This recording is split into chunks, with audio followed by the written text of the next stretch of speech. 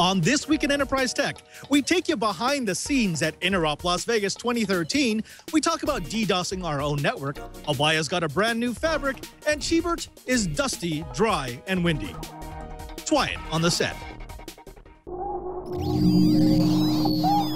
Netcasts you love. From people you trust. This is Twit. Bandwidth for This Week in Enterprise Tech is provided by CacheFly at CacheFly.com. This is Twy, This Week in Enterprise Tech, Episode 40, recorded May 6, 2013. Viva Las Interop. This Week in Enterprise Tech is brought to you by RingCentral. We do everything in the cloud. That's why I love my cloud-based phone system by RingCentral. Zero startup costs, and RingCentral is $20 per month per user. Try it now with a 30-day risk-free trial and buy one desk phone and get a second phone free, up to 20 phones. Call 800-543-9980 or visit ringcentral.com and use our promo code TWIT. And by Ting.com. Ting is a new mobile phone service that makes sense. Save money with Ting. Pay for what you use, doesn't require a contract, and offers unlimited devices on one pooled plan. To save $25 on your first Ting device, visit enterprise.ting.com. That's enterprise.ting.com.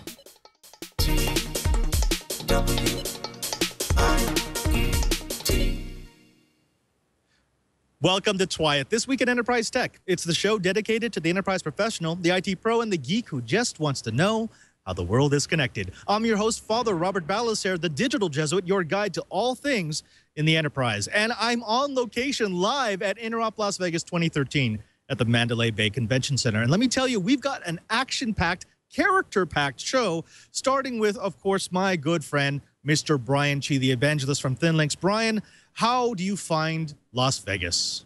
It's very dry, it's very windy, and it's very dusty, but I'm looking forward to all kinds of playing some slot machines. And I saw Sir Elton last night doing an amazing concert called The $1 Million Piano. And I think we just found the episode title, Dry, Windy, and Dusty. Of course, we're not all dry, windy, and dusty. We've got Mr. Curtis Franklin from Enterprise Efficiency. Curtis, you made the trek all the way from Florida. Thank you very much for joining us in Las Vegas. Yeah, happy to be here in the desert, waiting for all my skin to fall off after coming here from the swamp. But while I'm waiting for that to happen, we've got some great coverage coming up for Enterprise Efficiency. It's always a pleasure to be here. There are buffets out there, the depths of which I have not yet plumbed, so always something to do. Yes, and of course, I have a lot of experience with buffets, having eaten all of them. Not at all of them, but eaten all of them. Our last panelist is actually, he's our first of three guests, Mr. Ken Bocchino from F5. Ken, we had you on a special video not too long ago, just last week, and in fact, your colleague the week before that, talking about DDoS. Are you going to share more of that wealth? Hi, yes, welcome to be here. Today we're going to demonstrate some of the DDoS capabilities and protection capabilities of the Interop network. So stand by for that a little bit later. Absolutely. So you stay tuned because we've got our DDoS special coming up just after this. First, I would like to show you a little video that explains how we come into the convention center, how we find the space, and how we start to set up Interop.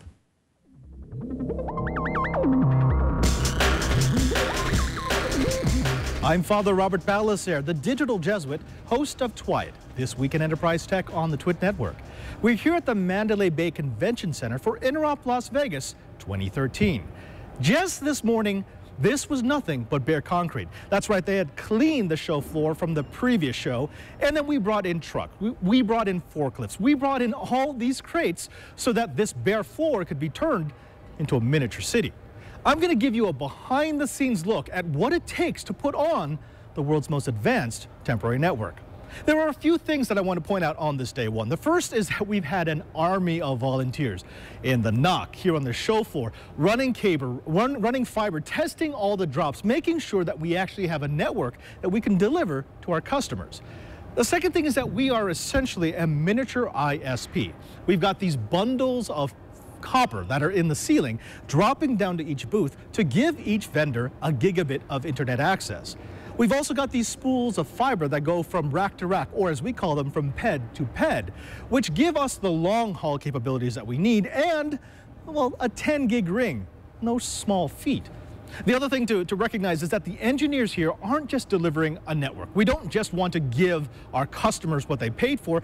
They're here because they really believe in interoperability. We're all working in this NOC, all these engineers from different companies, because we want our products to work together. That's the spirit of the original Interop. Now, I am going to show you some really, really cool features over the next couple of days. I'm going to show you how our engineers are DDoSing our own network in order to make sure we have something that we can deliver. I'm going to show you the education that our volunteers will be undergoing because we want to train them as much as we need their help. I'm going to show you how the enterprise has come to include things like, well, Apple in the enterprise and BYOD. In fact, I'm going to show you all the latest and all the greatest, along with the loving embrace of our lead engineer, Glenn Evans. So stay tapped, because I'm going to bring you the best gear. I'm going to bring you the best practices. I'm going to bring you the uber geeky coolest parts of Interop 2013. I'm Father Robert Balacer. Just keep quiet.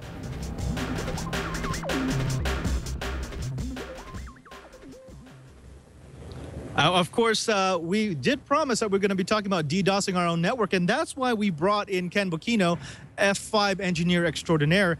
Ken, tell us, okay, why would you want to DDoS your own network? Let's just start with that, because it does sound a little weird to attack something that we just set up. So the main reason why you want to actually DDoS your own self is to actually prepare for an attack that you potentially will have in the future. So it does make a lot of sense to go through the due diligence to go through and figure out what type of vulnerabilities you're vulnerable to and how to go then and protect against that. So when an attack does come to your enterprise network, you're prepared and ready for it. Okay, now we've got a huge external connection here. We've got 100 gigabit.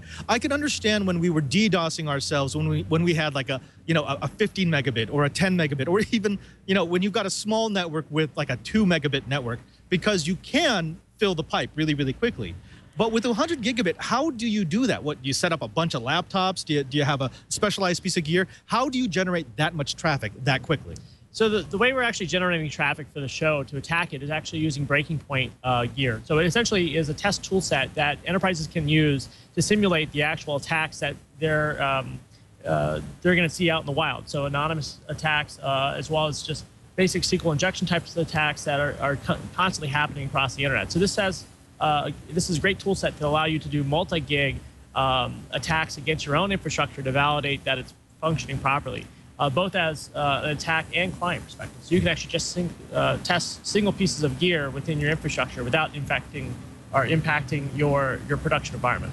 Curtis, I want to get your opinion on this. Representing the enterprise efficiency side of the equation, do executives understand what a DDoS is? I mean, we ran a little bit of a primer. Do they understand the different ways that their networks can get attacked and their services can be brought down? Or do they just sort of group it together as, oh, those are hackers? I think that executives understand in broad strokes what a DOS attack is. They understand that there are things that can happen that make the network unavailable because people are flooding it with traffic. Once you get below that, once you try to put any finer grain on it, I think they both lose the ability to follow it and lose interest very quickly. It's very binary for most executives. Either the network and its services are available or they aren't. And if they aren't, they want to know what you're going to do and how quickly you can solve the problem. Cheever, let me throw this over to you. It's become a larger problem recently because fast connections are very easy to come by. And not only that, we've got off-the-shelf tools, something like low-orbit ion cannon and Tor, which allows me as a hacker, a black hat hacker, to launch a lot of traffic at any given destination for almost no money with almost no specialized gear of my own. It used to be if I wanted to launch a sophisticated attack, I would actually have to invest in things like an infrastructure and equipment. Now, anyone with a credit card or a PayPal account can launch 100 gigabits of traffic at my network. How has the landscape changed over the last 10 years? Well, a lot of things have changed. Is a lot of the hackers are going in for social engineering. They're trying to get that malware onto the machine so we can distribute it out. maybe the pipes are getting bigger, but there's an awful lot of people that have infected machines out there. And we're seeing, that's why it's distributed. We've got a lot of people coming from a lot of different places, and that aggregate really gets massive. And that's the reason why universities are such big targets. Universities typically have really big pipes and a lot of people that don't always patch their machines. Yeah, it's a lot easier when you've got a lot of machines that are just vulnerable. Okay, let me go back to you. So we talked a little bit about the DDoS attack and its ramifications and how it's developed. Show me what we're doing here at Interop. Sure. So just quickly, I have a screenshot up on my screen here, just showing you the overall layout of the infrastructure. It's got a little bit bigger here. So essentially what this is the front edge infrastructure that we are providing high availability for, as well as that DDoS protection. So you can see in the green boxes on the left, there are those breaking points I was speaking to earlier. Those are the generation points for essentially spoofing the address space of the internet coming inbound towards the front edge. And the front edge there are those two large Viprion F5 devices capable of dealing with that type of immense load. The 100 gig links are allowing us that pipe up into our Denver facility, which is where that breaking point sits and where we're emulating the internet attacks. Right. Now, you mentioned last week that there's really two strategies you can do here. The first is to have a box that can just respond to a lot of packets at the same time. It has to be powerful. It has to be able to actually address each and every single packet and decide attack, not attack, legit, not legit.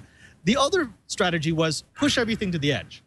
Get it out to the point where I'm not allowing any of that attack traffic to actually affect services. So to the inside user, he or she shouldn't even know that the network is being attacked, right? And you have to actually use a variety of different strategies in regards to protecting yourself. As a large enterprise that might not have more than 10 gigs of connectivity, you're going to have to come up with a strategy of both cloud solutions as well as in-house solutions, because the attack vectors are going to change. Nowadays, attack groups are actually building campaigns out to attack a site instead of just simply going after and using a command and control server, a single command and control server using one type of attack. They're getting much more complex in regards to the attack vectors being used, and we're seeing a myriad of different types of attacks that are a little bit more difficult to defend against if you only have one type of protection mechanism. So you're going to use a strategy of both cloud solution to deal with the pipe filling types of attacks that are common to close down whatever pipe you have to your enterprise. And then once you filter that type of attack out, you're going to start looking at application-based signatures that you can build around the more advanced attacks into the application front end and middleware tiers that are quite vulnerable to crafted attacks. Okay, now let's get down to brass tacks. This is the moment of truth. We promised we would do this.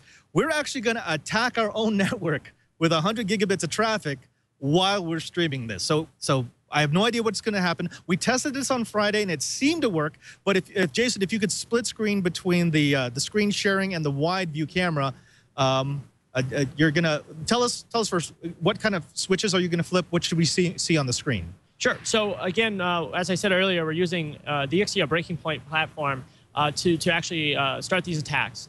So what I'm going to do right now is actually start off a UDP flood attack down our 100 gig pipe. Okay. And so we're kicking it off right now. So it's loading up. I'm going to actually, just because we have two of these, I'm going to kick. You're going to tell me before you actually click the button, right? It's already clicked. It's clicked. Oh, okay. So we're kicking off 14 gigabits a second down our 100 gig pipe. And on our box, our Ixia box here, we're actually pushing 20 gigabits to the front edge. So the stream that you're seeing right now is actually going over a pipe that has roughly 30, 40, 50 gigabits per second of traffic flow. And actually, we have some cool tools here at the InteropNET that is going to let us see what that looks like. So on my screen right now is actually a product from cPacket. This is showing, and it's going to refresh here in a few minutes. This is showing the actual load coming in through that front 100 gig pipe. We can actually see that also on our F5 dashboard. We can see that we're seeing about 55.9 gigabits of inbound UDP floods. And essentially what the F5 is doing right now is blocking that traffic based on the pattern matching that we've configured on the device. So we're seeing the pattern, and we're dropping it. We're not actually putting it back towards the user. So essentially this attack is attacking all the different users at the Interop show, including the laptops we're sitting in front of. Wow, so this is amazing because right now we're getting all this traffic flooding our network and the stream is still I'm just kidding. No, seriously, no, it's still working. Okay, so tell me what's going on inside the box. So it's actually looking for patterns, right? It's looking for attack versus legit traffic, and then it's sorting those out. But it's doing it at a speed at which we can maintain high definition. We've got 4 high-definition streams coming out of this content corner right now, and I'm pretty sure no one's even seen a glitch. Yeah. So what you're actually seeing is the performance and capability of the F5 platform. The traffic management OS, the TMOS, has been tuned over the last 13 years since our company started to be able to process this type of load within the platform. Okay. We're doing it very quickly at the lower levels of the hardware platform to be able to quickly drop that traffic or allow that traffic based on the rule sets that we have. All right, so I have to ask, at what point does the box become overwhelmed? And so we got 100 gigabits of traffic. We know that your box can handle that with barely breaking a sweat. Theoretically, how much traffic could one of your Viperion boxes handle before it starts crying uncle? So the box we have in place right now can actually do 320 gigabits per second of load. And millions, 130 some odd millions, don't quote me on that, connections per second coming into the device.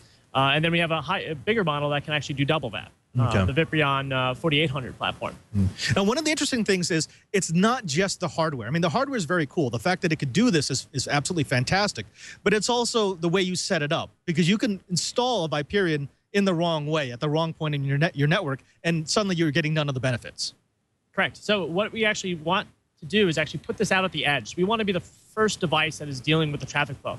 So as data center hosting evolves, we're seeing that the enterprise-based firewall can't really handle the loads of these types of attacks. So putting the F5 appliance closer and closer to the front edge of your enterprise is going to allow us to deal with that connection load and handle it quite quickly, and also be flexible enough to build those signatures to detect those attacks as they change throughout an overall campaign of the attackers that are coming after you.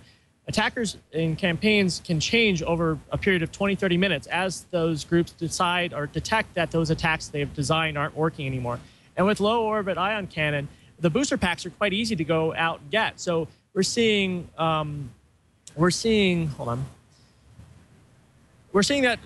companies that are being made aware that they're going to be attacked are able to go after the binaries and the information that the attackers are sending out to the different groups that are going to run those attacks. And you can actually build those signature sets quite rapidly on the appliances and install them so that you're now protecting against the attack that just told all the activists to run. So you can actually play that cat and mouse game as the attack continues to continue to stop those types of attacks. Ken, thank you very much for coming on to talk to us. We talk to you every year because, well, I mean, you're protecting our network. Quick plug. What do you want to talk about? Where should people go to find out more about your products or any projects you may be working on? Sure. Go off to F5.com. If you're at the show, come visit us in the NOC. Come visit us at the F5 booth. And more information about the actual F5 deployment at Interop can be found at f5.enet.interop.net. That's great. Thank you. Wonderful that you're dropping that knowledge on the Twiat crowd. Now, I do want to take a moment here to talk about the first of our sponsors, because you know what? They've been with us since the beginning of this program, and I think they need some serious love from the Twiat Riot. Now, when Leo built the Brick House, he decided that he wanted us to eat our own dog food. We were a network all about forward thinking, looking forward into the future of tech to do the things that we're asking our listeners and our viewers to do. That includes doing everything in the cloud. And we do everything in the cloud at the Brick House. We do all of our docs on Google Docs. We do our email in the cloud. Pretty much every service that we can push away from our own infrastructure, we do it because we believe in it. So when Russell, the IT guy, went over to Leo and told him, hey, you know what? You can have a PBX system without an actual PBX in the building. Well, it was a no-brainer. We love RingCentral.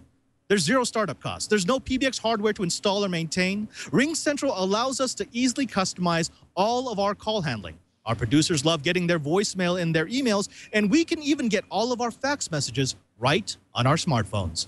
And now they have a brand spanking new feature, Business SMS. That's right, you can now send text messages to your customers and colleagues from your business phone number. There's no more using your personal number to do business. So here's what I want you to do. I want you to visit RingCentral. RingCentral offers all-inclusive pricing as low as $20 per month per user. You can start right now with a 30-day risk-free trial, and they have a special offer for my listeners. When you buy one desk phone, you get a second phone free, up to 20 phones. So call this number, designated for my listeners, 800-543-9980. That's 800-543-9980. One more time, because it's so noisy in this convention center, 800-543-9980. Or you can go to ringcentral.com and use the promo code TWIT. That's ringcentral.com, promo code TWIT. And we thank RingCentral for their support of This Week in Enterprise Tech. Now, coming up in just a minute, we're going to be talking all about the Interop culture and how you survive a conference as big and as crazy as, well, the largest temporary network, the most advanced temporary network in the world. But before that, I want to give you a little bit of a sneak peek behind the scenes of Interop 2013.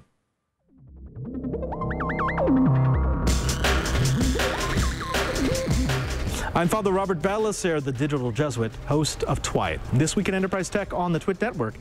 And I'm here on a stroll, a little drive through the end of Interop setup, day 2.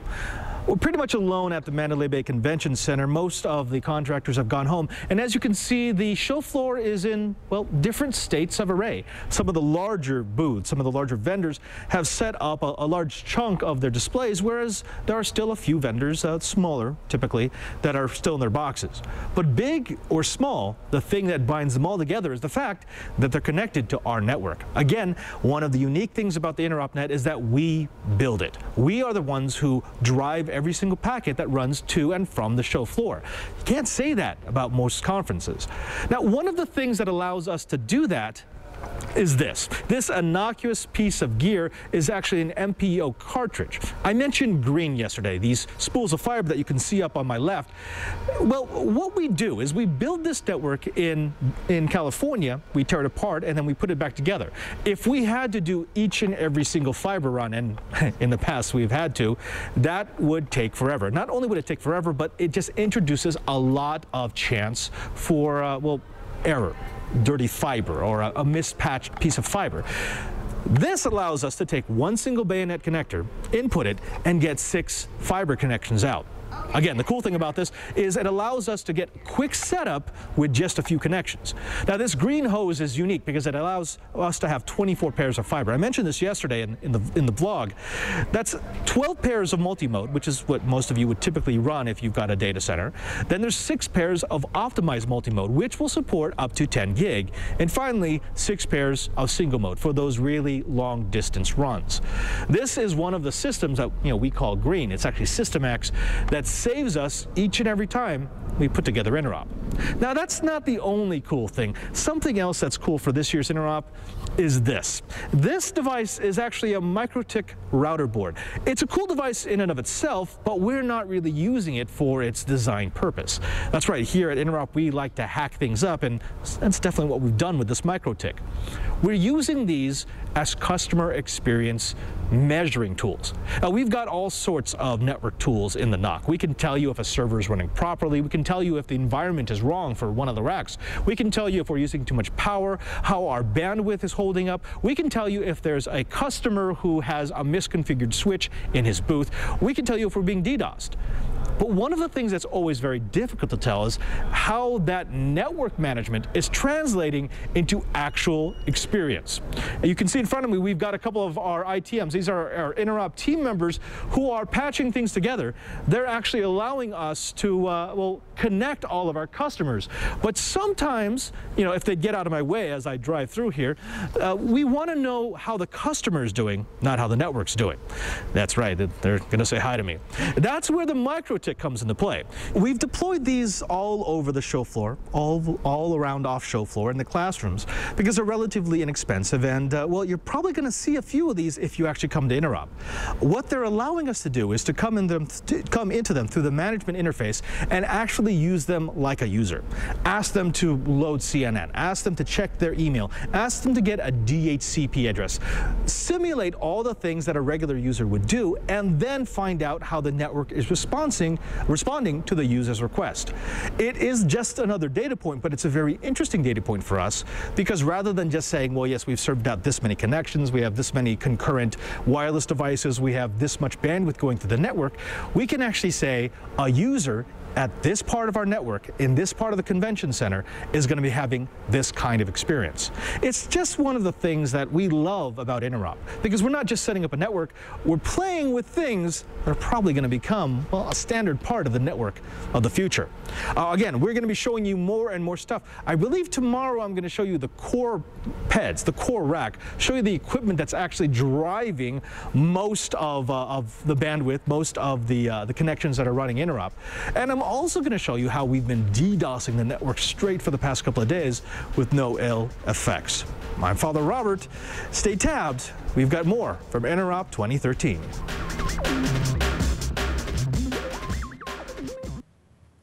Joining us now is Mr. Mark Sullivan. He's one of the team leads. I've actually known him for about 10 years. About the same time that I met Chibert, I met Mark. He's a brilliant engineer, and well, he kind of holds Interop together. Mark, thank you very much for coming on. Thank you very much, Robert. Now, tell us, what is it that you do here? Well, you know, I am, for this show, responsible for the physical lead, the infrastructure of the InteropNET for Las Vegas 2013. Yeah, so basically, if it's connected to something else, it's your responsibility. That's correct. Okay. All right. I hook it all together. All right. Now, you're here to talk a little bit about the culture of Interop, surviving Interop, but I want to start off talking about those little boxes that I was holding up on that little tour, the micro ticks. Now, exactly what are these designed to do? Because I don't think we're using them for their design purpose, right? Correct. The microtik is basically just a router board that can be used in any environment. What we've decided to do is start doing some we monitor everything that we possibly can in this network, and we're really good at knowing when things are up or down. One of the things that we've tried to do this year is identify what is the actual end user experience out in the wild. And so what we're using this device for is to give us real-time feedback about the performance of the network from the end user's perspective.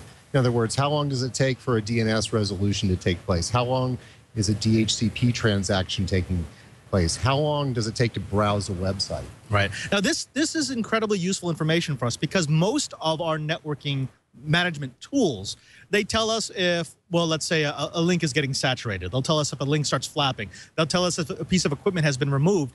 But there's a dearth of equipment out there that can actually say, hey, your network, it may look good, but a user in such and such classroom on such and such floor is having a horrible experience because he can't get a DHCP address. That's absolutely correct. And what we're trying to do is, you know, rather than try to kind of be, you know, pedantic, if you will, about, you know, the information that's out there, you know, about up, down, as you just mentioned, we definitely want to know what is the user actually experiencing when they plug their laptop in or they jump on the Wi-Fi. How is their experiencing being? And if there's any kind of a problem within the environment, we can identify that, hopefully before the user starts, you know, reporting that, and go and start to seek out what's the problem. When we see DNS resolution times increase above 100 milliseconds, we know there's a problem that we have to go sort out. Chibert, I want to throw this over to you, because you've actually done some work with user experience type technologies. On a campus, you have to be concerned with how the users are actually using your services. You can't just put services up and say, well, it's green lights on my side. If a dean or a professor says, hey, I've got issues with throughput, you need some sort of metrics to be able to measure that. How useful would a device like, well, the thing that we're hacking be on your campus? Actually, academics, I don't see it that often, just because most academic IT shops are so dramatically understaffed and underfunded that they actually play kind of the sand in the head type of game. Now, when you start getting into medicine, law, some of the high risk career segments, shall we say, deployments, then you really need to know what's going on. And when seconds or minutes make a huge, huge difference, let's use medicine as an example. If all of a sudden the network stops running nice and fast and you can't pull up a drug allergy, geez, someone dies on the operating room table or in the emergency room. So things like that, that's where I start seeing a lot of user experience measurements. There's a lot of them out there, but the microtik is one of those really, really interesting devices because it's designed for open source. you can actually go and throw lots of really interesting things on it and make it do all kinds of strange and weird and wonderful things.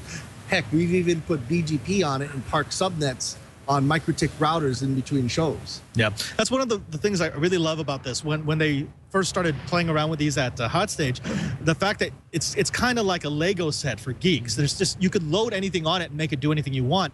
I think this is actually the future for deployments like this. Not really specialized hardware that costs, you know, $2,000–$3,000 a pop, but something like this, which costs, what was it, 80 bucks? Yeah, less than 80 bucks. Range, sure. Right.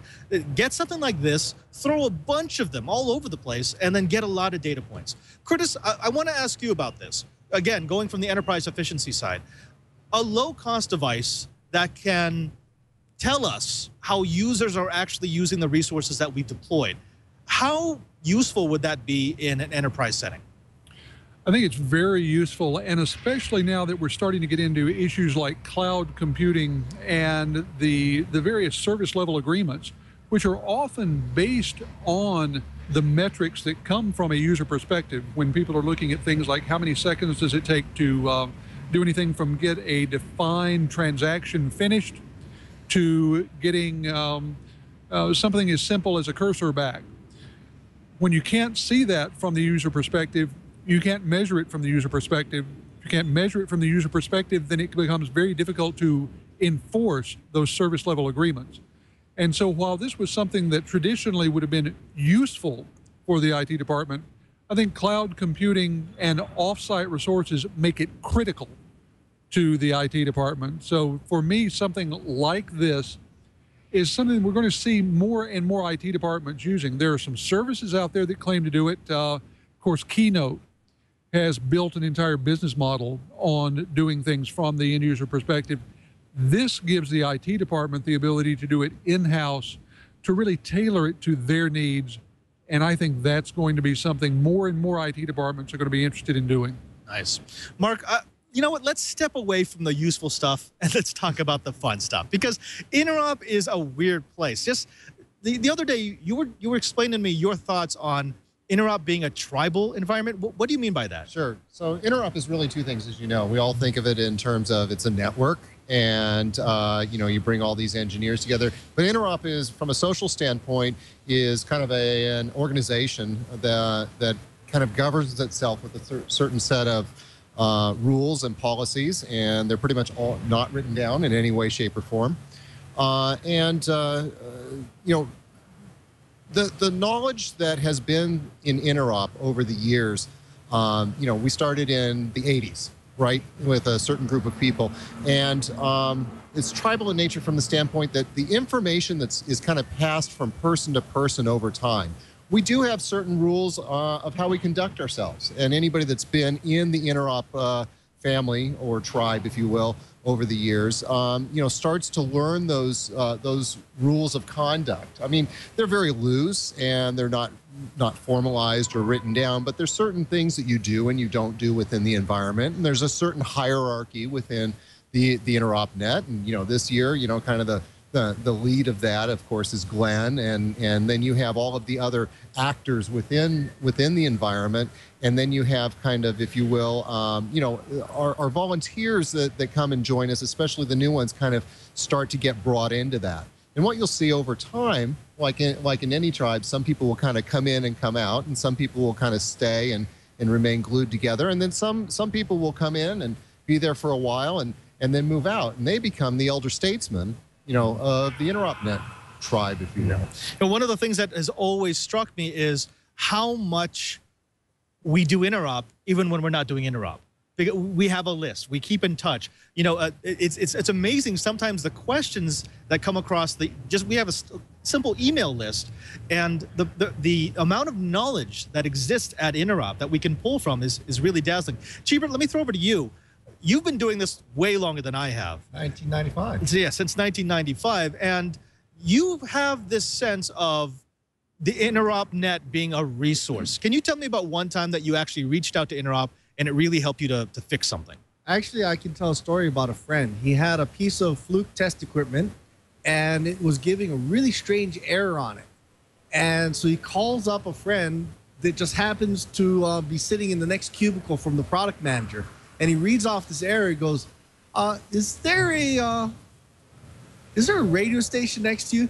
And he turns around and there's a tower for a radio station right behind him. He goes, why don't you type this code in? We'll desensitize the instrument. And lo and behold, it worked just fine.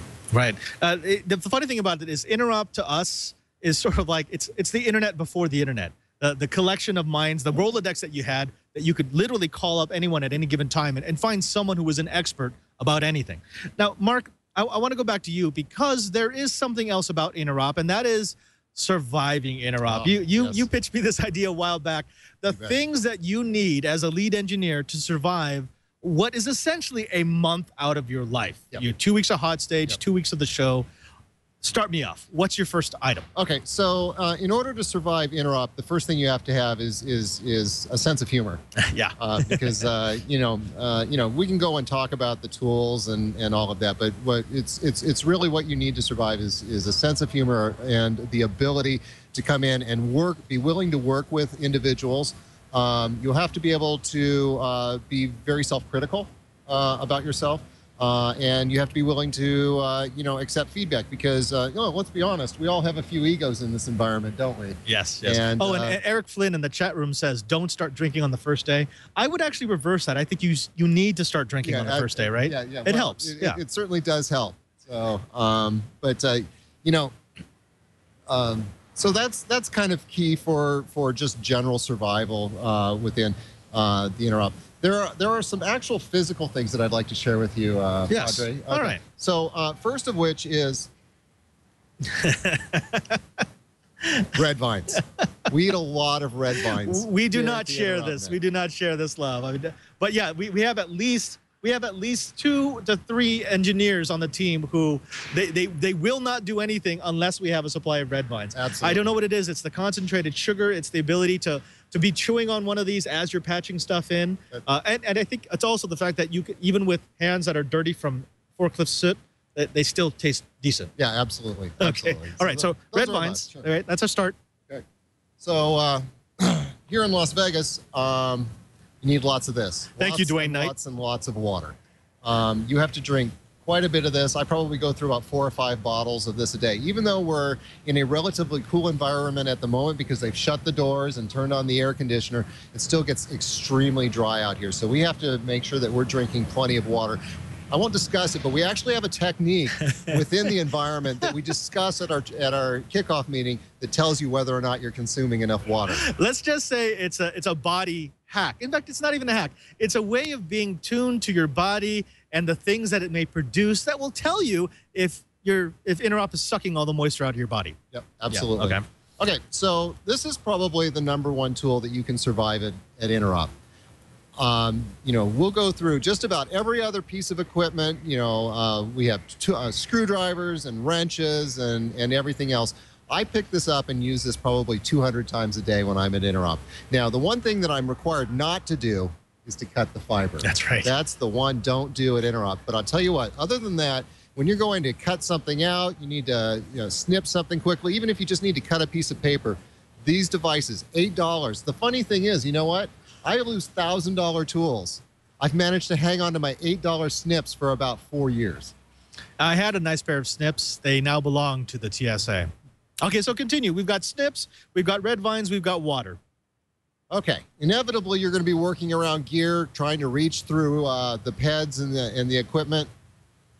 Band-Aids, plain and simple. Yeah. Bring lots of them. I can tell you from over the years, these hands, they just get trashed from doing this work.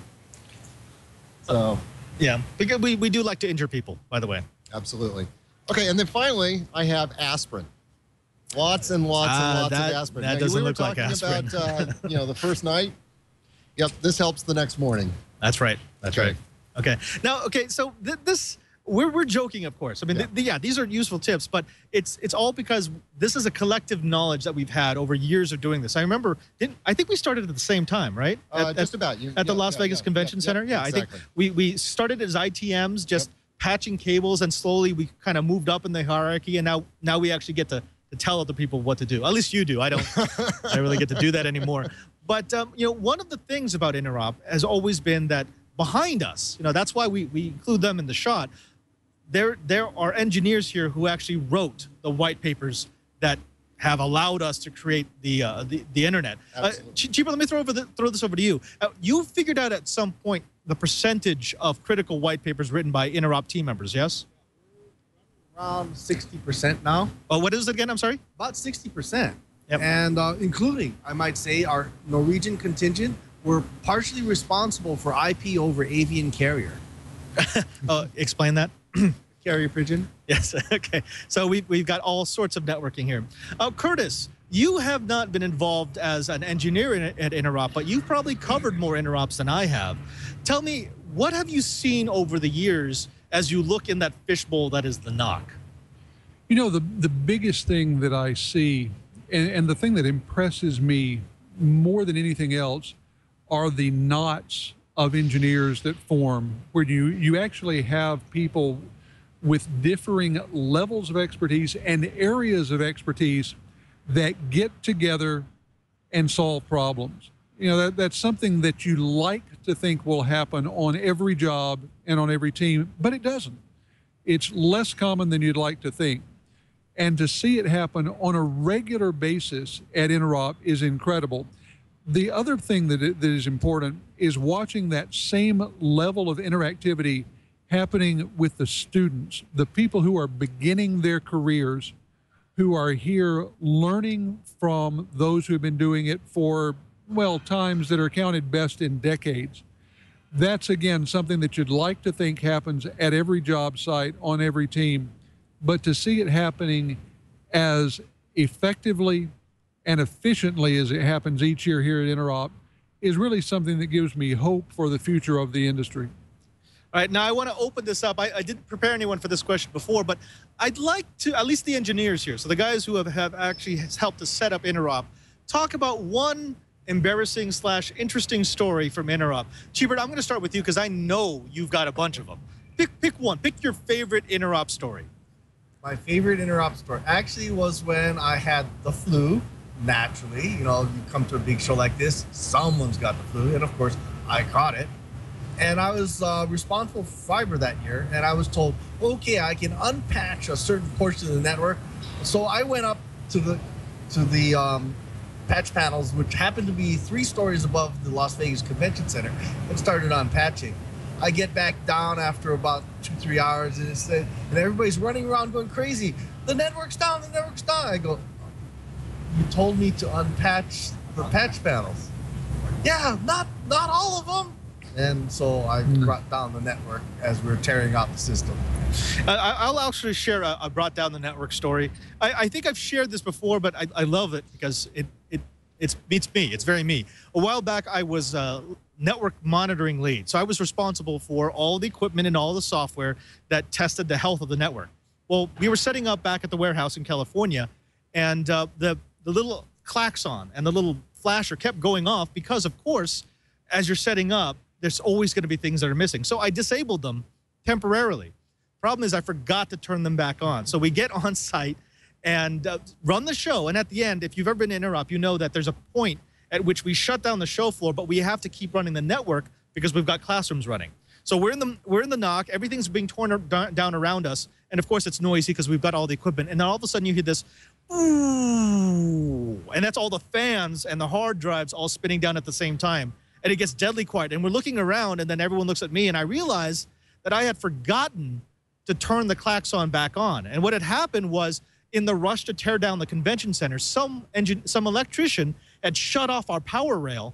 And because I did not turn the klaxon back on, we never found out that all the equipment had switched over to the UPS. And yeah, so that's how I brought down Interop. Mark, have you ever brought down Interop? You know, I've brought down sections of Interop in the past. And I'm pretty efficient at doing that. Yes.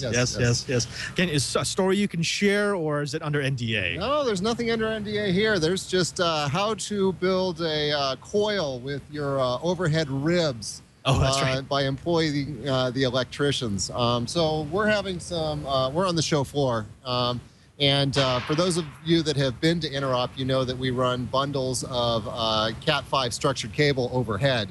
And there was a show that we were doing, you know, what had happened is this was early on when before I really even thought about, what should be doing. One of the electricians had said, look, we've got a bunch of excess cable at the end of this. What do you want me to do? And I said, just reach up there in the rafters, take it, wrap it around the steel structure. It'll be fine.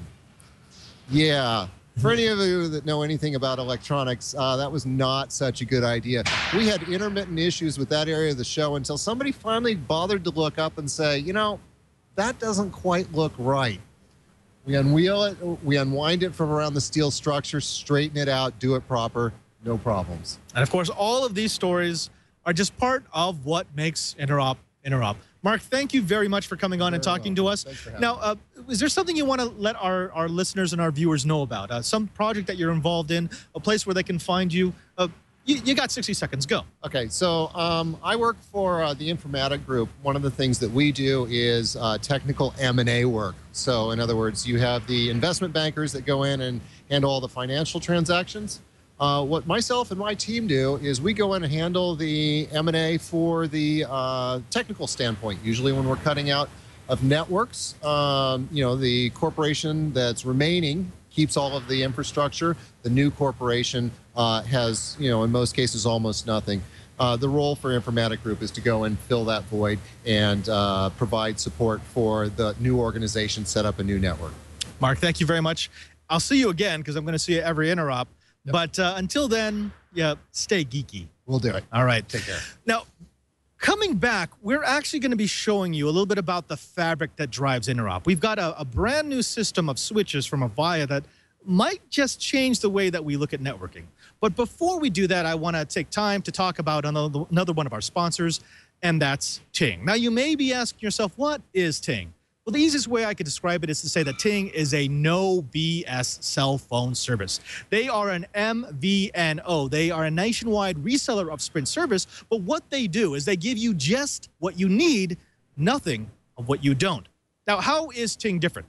There are no contracts or ETFs. It's truly and completely contract-free. There's no early termination fee service, no hidden charges, no bundling or ride-along. You get to choose from extra small to extra large service levels for voice, text, and megabytes of data, all billed separately.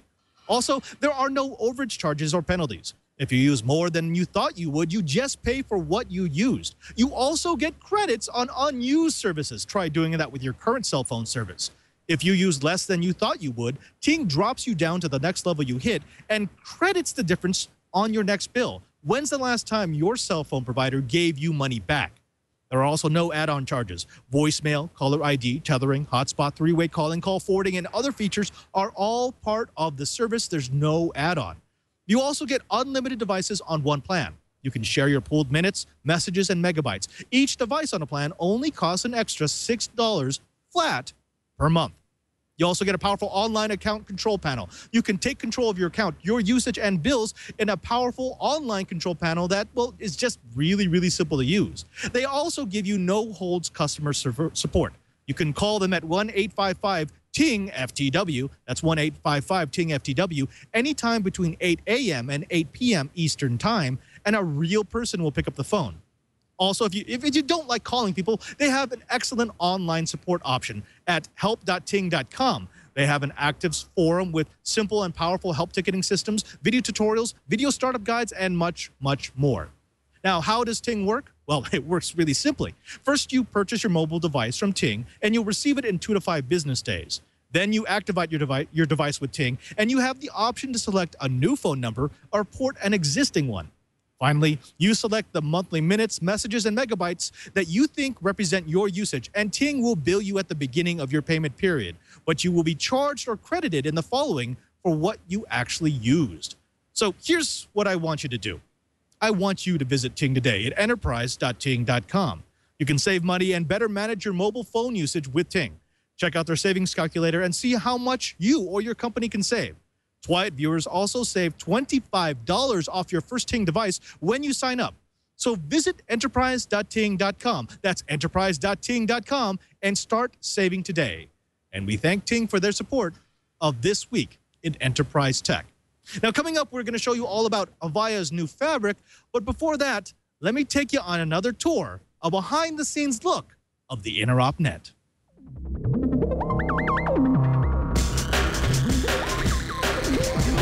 I'm Father Robert Balacer, host of Twiet, This Week in Enterprise Tech on the Twit Network. I'm continuing our tour of Interop in Las Vegas at the Mandalay Bay Convention Center 2013. We're here in the NOC, where, strictly speaking, I shouldn't be driving this cart, but I'm doing it anyways because I care about you guys.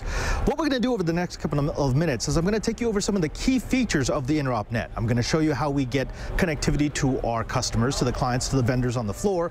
I'm going to show you how we get connectivity into the show itself, and then I'm going to show you the super secret pad. That's right, in the bowels of the Mandalay Bay Convention Center, where everything comes together. Makes a difference. So this right here, this is what we call a drop. It comes down from the ceiling from a series of catwalks that, well, the Teamsters have attached and affixed to the roof of the Mandalay Bay Convention Center. These drops come off of what we call a rib, which is a bundle of cables that we've created that go down into a patch panel. It allows us to lay several lines or ribs across the ceiling of the convention center and then have the riggers drop down one of these cables into each booth that needs internet access. Now, each of these eventually goes back to what we call a show floor ped. Now, let me show you what a show floor ped looks like. I know it's hard to see at the moment, but the structure that we're coming up to with the green fiber hose and the blue bundle of cables coming out of it is what we call a ped. It has a ped protector around it, but when I go inside, you can see the equipment that's in there. It has a switch, which allows us to do gigabit and PoE out to each booth, and it also has a secondary switch at the bottom, which allows us to do our out-of-band management. Together, we have up to 16 of these show floor peds delivering internet connectivity to all of our customers, all of the vendors, all of our clients on the show floor. But the PED's only part of the way that we connect them. In order for the PEDs to work, we have to have the core. This structure that we're coming up to, this is the InteropNET core. There's a reason why we keep it out here, because it's really loud. In fact, it's about 90 decibels right next to some of those fans. This is where we have 100 gigabit of external connectivity coming into the network, and then it gets routed throughout the entire show. That includes the classrooms, the off-show floor areas, the show floor, and of course, us in the NOC. Now, this core in and of itself is a fascinating collection of gear. We've got switches from Avaya and Cisco. We've got F5 providing all of our protection. They're actually keeping us from being DDoSed. We also have an Ixia box in there that is actually DDoSing us with up to 100 gigabits of traffic at any given time. It's a sort of way to test the network to make sure that nothing's going to break when it gets under load.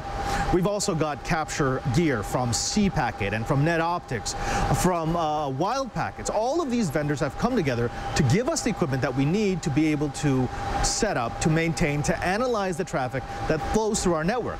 However, this is not the end. This is only part of the core. There's a super secret part of the core that I want to show you because it's in the bowels of the Mandalay Bay Convention Center. You know, there's only one way to drive when you're driving indoors. Going down.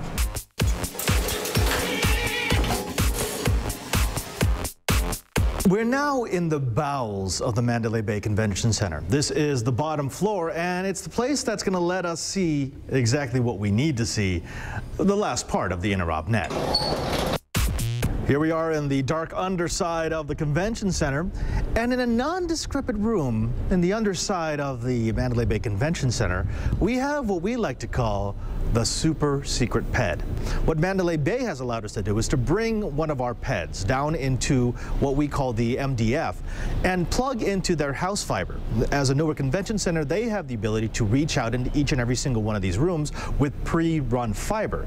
This allows us to get, well, to each and every single area with a minimum amount of fuss. Now, there is one more thing I want to show you, and that is the classrooms. You see, all of this doesn't just feed the vendors on the show floor and us in the NOC. It also goes to all the people who have paid for education. So let's take another ride. Here we are in the back halls of the Mandalay Bay Convention Center, and surrounding me pretty much on either side are a series of classrooms. That's where the workshops and the educational sessions of Interop take place. So remember, we had all of that connectivity going into the core. We have the MDF down in the super secret pad in the basement of the convention center, and then that comes up into these classrooms. Without these fiber connections, without this connectivity, without the core, without the pad down in the basement, we wouldn't be able to get internet access out to all of the attendees, and therefore we wouldn't really be able to get, well, Interop running like Interop should run. Let's go back to the knock. I want to thank you for joining us on the InteropNET tour. We've taken you everywhere from the show floor to the core, down into the basement, to the classrooms, and back here to the knock. This is not just an educational opportunity, it really is a community of geeks and nerds, the guys behind me who make the InteropNET work. I'm Father Robert Balacer. Stay tuned because we've got more from Interop Las Vegas 2013.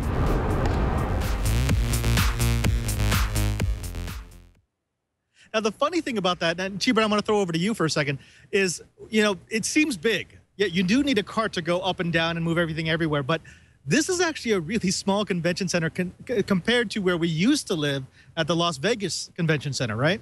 Actually, this is a hotel convention center. This is pretty typical. I think it's about 750,000 square feet.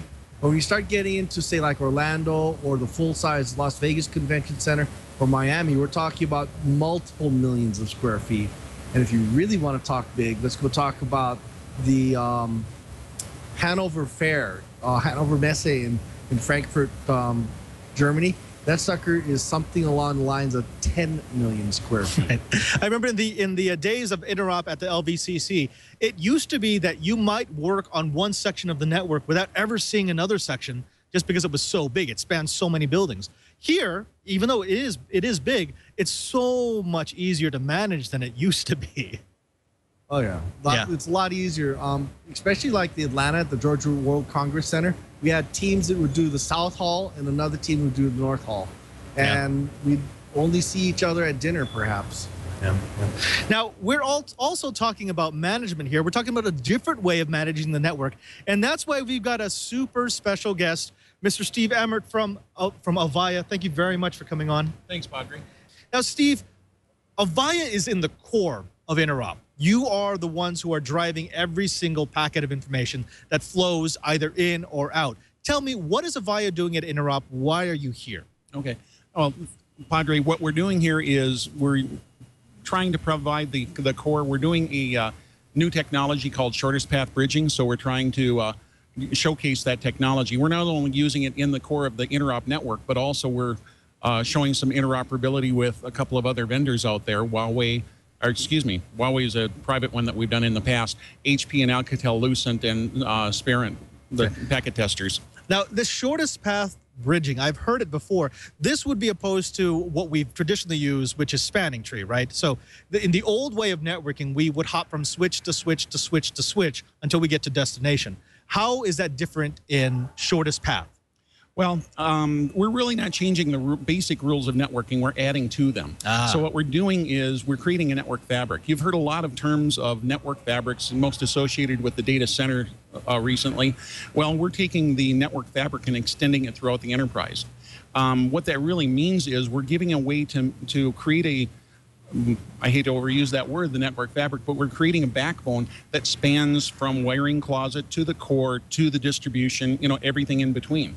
And it gives us this ability to set it, create kind of a set it and forget it type of network.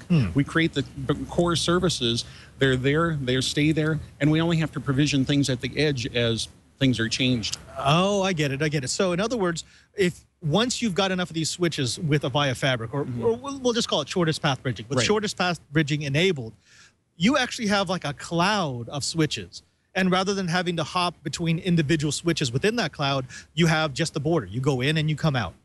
Well, you still, of course, adhere to a lot of the traditional rules of networking. So we do hop from switch to switch. But for example, if a user hanging off a VLAN on one edge switch were to try to ping or to try to trace route to a device hanging 20 switches away and on a different subnet, normally if you do a trace route, you'd see hop to hop to hop to hop from IP interface to IP interface. What you see with shortest path bridging is one hop to the local interface, and then it goes through the cloud. It's actually switched at layer 2 through the cloud, and then emerges on the other side. So from a layer 3 standpoint, it looks like one big, gigantic extended router, if you will. And that's actually one of the important points here, which is you wouldn't have to replace your entire infrastructure because Avaya Fabric still speaks the language of traditional switches. You could hook up a traditional switch, traditional router to the edge of the Avaya Fabric, and it would look at the Avaya Fabric as just one big traditional switch. Yeah, very true. And actually, that's exactly what we're doing on the show floor here at Interop, because everybody has their own switches, their own routers, their own devices out on the show floor in their exhibits. So we're providing a connection that's a conventional connection. So it looks just like a normal internet connection, but it's going through this shortest path bridging fabric from the pedestals that are providing the show floor connectivity back to the distribution, back to the core. Right. And then at that point, we hand off to actually F5, where they're doing a lot of the routing because they're doing load balancing of services. So we're creating this extended switch in, kind of a cloud-based extended switch, if you will, in this case. Right. Chibert, I want to throw this over to you. As I believe it was Eric Duckman mentioned, to do the hoppity hop. The traditional way of running a network is to hop from switch to switch, router to router. It sounds like the Fabric idea is so much easier. Why is it that it's taken so long to move to an idea like that? And do you think there would ever be a reason to move back? No, let's not go back. I like this. Being able to do this type of thing at layer 2 and layer 3. Like TVS Egon was saying, it is very MPLS-ish, but we're doing this at layer 2 and also layer 3, and it just makes a lot of sense. It's really cool. It's almost as if we had a local cloud. Ooh, what a concept. All right, man. Actually, let me throw over to you, Curtis. This is one of these things that it's getting more and more traction. Different vendors call it different things, but it is shortest path bridging. The idea of turning all of the switches in your enterprise into one big switch. Now, there are obvious advantages from the perspective of the IT administrator. It's easier to set up, it's easier to configure, it's easier to point where you need it to point. But is there awareness, again, at that executive level, at the enterprise executive level, of what shortest path bridging can do for the efficiency of an IT department? I think when you ask about any specific technology, the answer is going to be pretty much no. But when you look at the concepts that the IT department are bringing to the executive suite, the idea that you can make the network more agile, that you can make the network be able to respond to changing business conditions the same way that elastic computing, that cloud-based computing has responded to rapidly changing business needs, that's something that resonates with the executive suite. And what we're really getting into is the notion that the entire IT infrastructure, from networking to storage to compute power, is responsive to the changing business needs at the speed that business needs them to change. That's something that we're seeing some really great resonance up in the executive suite with. Right. Can I amplify on that a little bit? Absolutely. Because really, you said some of the very important things that are there for shortest path bridging, because when you try to, everybody in the technology world is loving looking at the new technologies, but you have to deal with a business standpoint. So what are the things that from a business standpoint we need to do? We need to bring up new services very quickly. The network is now a utility. It has to be there. It has to be there, and it has to be very agile all the time. So we have to bring up the new services quickly. It has to be very reliable and be able to converge very quickly. In case of some failure, it has to be able to route around that failure. We have to be able to simplify it. Nobody's budgets are increasing. Everybody's budget is shrinking. We're trying to do more with less people. So we have to have a technology that gives us the ability to do more with less. And that's exactly what shortest path bridging does, because again, we create this set it and forget it backbone, and we provision changes at the edge. One example I've seen recently is one of our customers that's gone to this technology. They had to do a major change to add some services for vMotion from one data center to another, so they could extend a VLAN across, so that they could have virtual servers move from their primary data center to their secondary data center. In the past, that's been a month-long change cycle they had to go through, because they had to change their core network. This last change, because they've implemented this new technology, it's a minor change. They didn't have to go through the core changes, And they went from a month-long cycle of change control down to a few minutes, literally, because all they had to do was turn on the new service on the edges and they were done.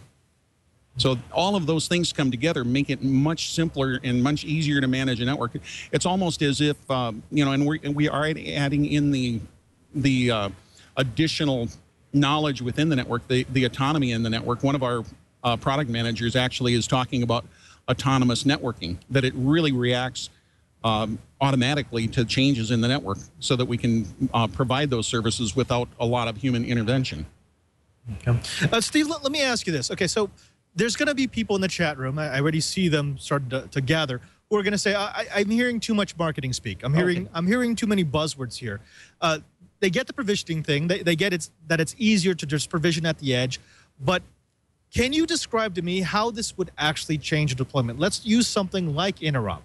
Give me a traditional deployment, and don't name any vendors, but give me what it would be traditionally using, you know, MPLS, using a spanning tree, et cetera, versus using shortest path bridging. Okay. Well, I haven't been involved personally with Interop before as a background vendor, but you know, from a normal network implementation, from my experience, has been I'll have VLANs out at the edge where users connect in. We may or may not route at that very edge of the wiring closet. We'll probably, you know, in a lot of situations I see, we extend those VLANs with 802.1q VLAN tagging back to the core, and we do routing in the core. So now we've dealt with two protocols. We've dealt with spanning tree at the edge.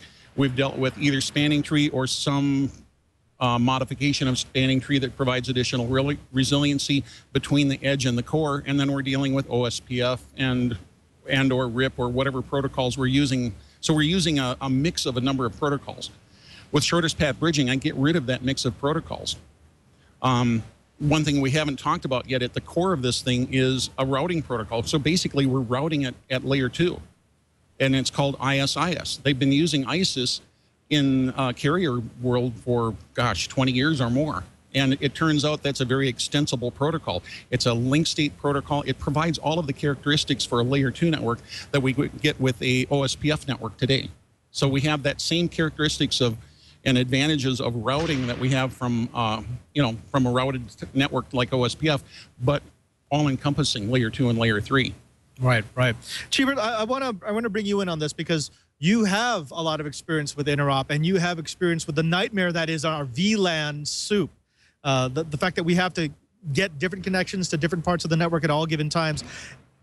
Most of the time, we're moving across different vendors' gear, and it tends to be a nightmare, especially when something breaks, and then we kind of have to untangle the cables and figure out what's plugged into what. My understanding is that shortest path bridging would actually help us with that, because if we do see all of the switches in a network as one big switch, and if we only have to provision at the edge, we get to take away a lot of that guesswork and a lot of that kludge work, right? Oh, yeah. Over the years, we've seen a lot of changes in the technologies that provide it. It's always been that big question. Do we route at the edge or do we route at the core? Well, when we start talking about short path bridging, we don't really have to make that decision anymore. We can move things around very easily. So if we have, say, for instance, a need for a special wireless VLAN someplace, it's not a redesign, it's a reconfig. So it's pretty cool, and I'm really looking forward to learning more about it. In fact, I'm going to try and twist Steve's arm and get permission to take the recording that we did, a class that we did at Hot Stage, and see if we can share that with the chat room. Okay, all right. Steve, all right, I got to go back to you on this one.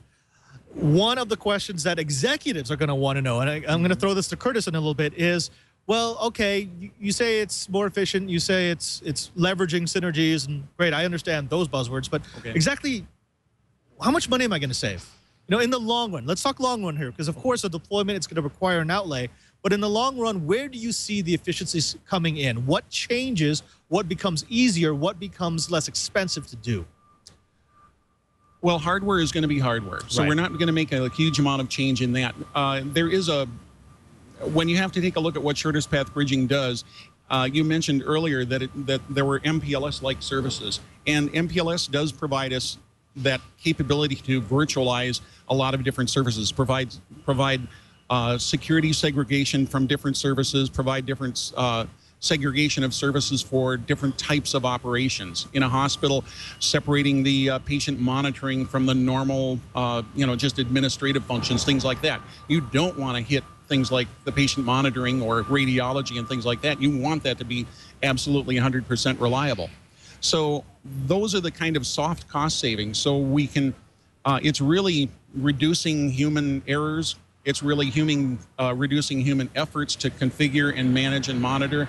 It's being able to adapt to the network, to the business's changes as they need to bring things together. So, I don't have real hard cost savings because, the networking hardware, we've gone from, gigabit to 10 gigabit, 40 gig, 100 gig. All of that stuff still continues, but we're making it utilize the pathways more efficiently because, like its name says, shortest path bridging uses the shortest, most efficient path for any given transaction from its source to destination. So from that standpoint, we're simply using the equipment more effectively. Yeah. But really the cost savings are mostly human cost savings, faster time to service, being all of those good business level buzzwords. Curtis, let me throw this to you. Hearing that and knowing that, it's at the very beginning, it's going to be sort of a net scrub. You might get more efficiencies, but you do have to redeploy your network, assuming that it's not a brand spanking new network. Do you think the executive side of the enterprise will understand that? And if they do, what do you think will be the first institutions that would go with a network that can be reconfigured on the fly, reconfigured more quickly, that can be provisioned in a matter of keystrokes rather than in a number of days? I think where you're going to start seeing companies go with this are companies that are depending on changing their infrastructure to take greater advantage of things like cloud and offsite provisioning of different compute functions. For example, when I talk to healthcare providers, especially those that are bringing multiple installations into a large network, they're looking at going from a self-hosted to a cloud-based provisioning model to be able to change their network access models to deal with that in the same way that they're changing their compute access so that they don't have to re-architect their network every time they bring a new facility online, every time they bring a new service provider online.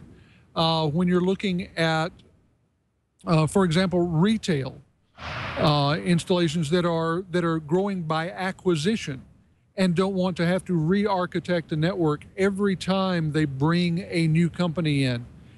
Those are the sort of things where the executives are saying to the IT department, we must have an agile infrastructure. You must be able to respond to our business needs. We don't care about the technology, we care about the results. Steve mentioned the commoditization of networking. That's something that we're seeing of all the IT infrastructure. It's not just network, it's not just security, it's not just storage, it's everything going to an on-demand, rapidly provisioned model. This fits right into that when you can tell the network story with the same language that you're using to tell all the other stories about IT resources. That's something where you're going to get minimal pushback and maximum awareness from the executive suite. Chibert, I want to give you one of the last words here to talk about shortest path bridging. Where do you expect to see this technology headed in the next, say, 2-3 years? Are we going to see every vendor with some form of this by next Interop?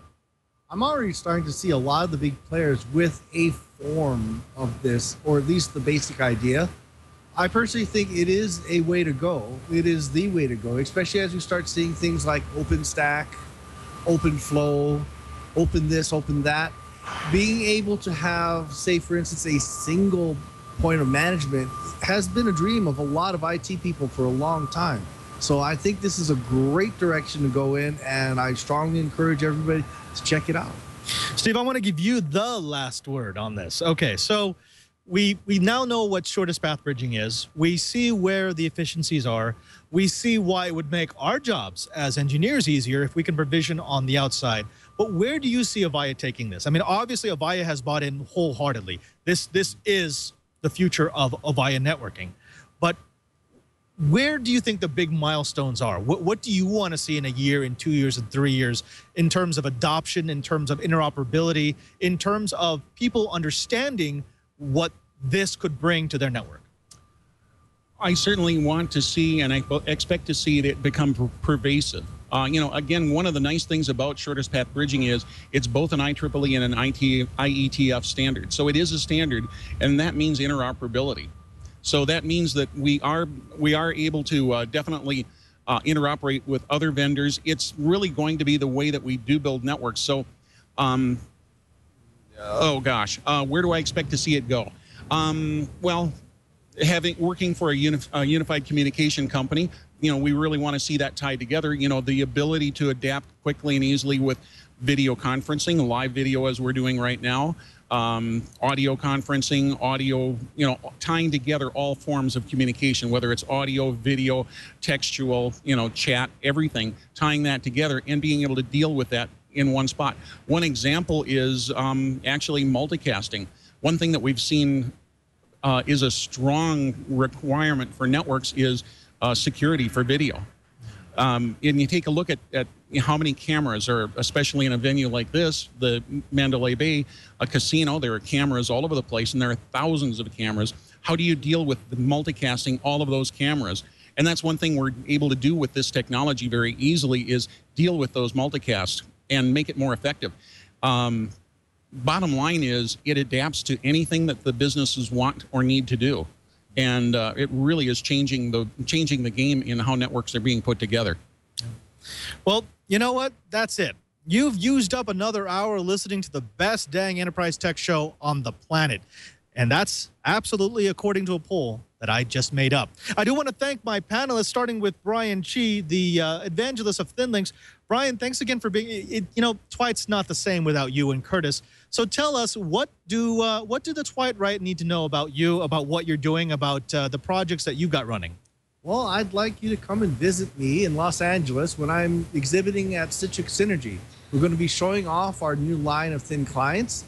And some people have been very curious about that teeny tiny little server I've been using on the Intel Next Unit of Computing that I managed to shoehorn Server 2008 on.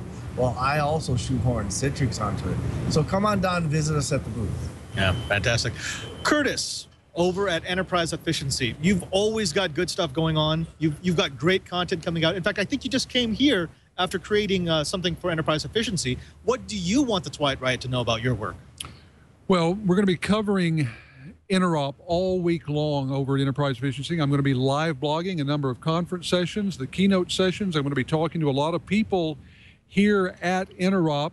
So you'll see a number of interviews as well as videos, audios, doing the full multimedia extravaganza. Once Interop's over, I go back to Florida.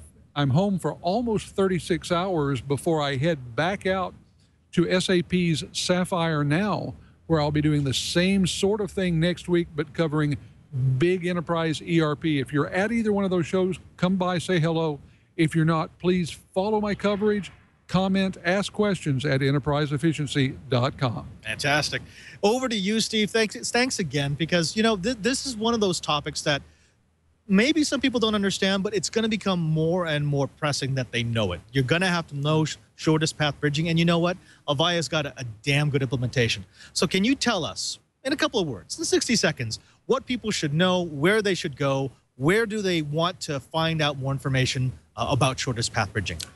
Actually, a couple of good places. Obviously, my company's website, avaya.com, networking, I believe, but also do a Google search on shortest path bridging, 802.1AQ. You're going to find all of the Technoid stuff, of course, but a number of white papers that you'll see the business capabilities of it, some of the technology capabilities of it. There's actually a lot of very good information out there just with a simple Google search looking at it.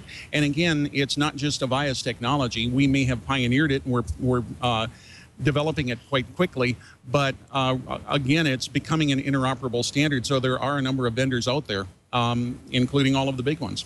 Thanks again. Thanks again. And of course, thanks to you. That's right. Because without you who are listening, who are watching this program, we wouldn't be able to do a show. We wouldn't be able to have the accolades of millions and millions of people around the world, again, according to a poll that I just made up.